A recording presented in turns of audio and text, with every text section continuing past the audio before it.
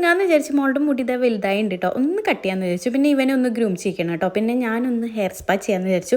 മോളുടെ മുടിയുടെ ലെങ്ത്ത് കുറയ്ക്കാൻ മോള് സമ്മതിക്കില്ല കേട്ടോ. അപ്പോൾ എൻ്റെ മുടി ഞാൻ കട്ട് ചെയ്യണില്ല, ഹെയർ സ്പാ കേട്ടോ ചെയ്യണേ. ഞാൻ ആദ്യമായിട്ടാണ് ചെയ്യണത്. ഞാൻ മുടിയിൽ ഇങ്ങനെ ഒന്നും ചെയ്യാറില്ല. പക്ഷേ എനിക്ക് ഒന്ന് മുടി നന്നായിട്ടൊന്ന് കഴുകണം, അതുപോലെ ഒരു മസാജിങ് ഒക്കെ കിട്ടിയാൽ നന്നായിരിക്കും തോന്നി കാരണം കേട്ടോ സ്പാ ചെയ്യാമെന്ന് വിചാരിച്ചത്.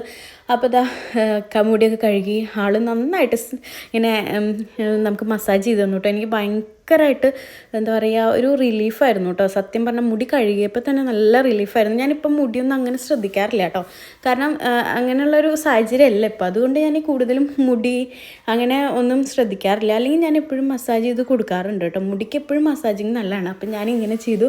മോളുടെ മുടി സ്റ്റെപ്പ് കെട്ട് വെട്ടി കേട്ടോ. ഇത്ര വെട്ടിയുള്ളൂ. ഇഷ്ടമായിട്ടുണ്ടെങ്കിൽ ഒന്ന് കമൻറ്റ് ചെയ്യാം കേട്ടോ. പിന്നെ ഞാൻ എൻ്റെ കാലൊന്ന് പെഡിക്യൂർ ചെയ്തു കേട്ടോ. കാലൊക്കെ ആകെ ഡ്രൈ ആയി പൊട്ടിയിട്ടിരിക്കുകയായിരുന്നു.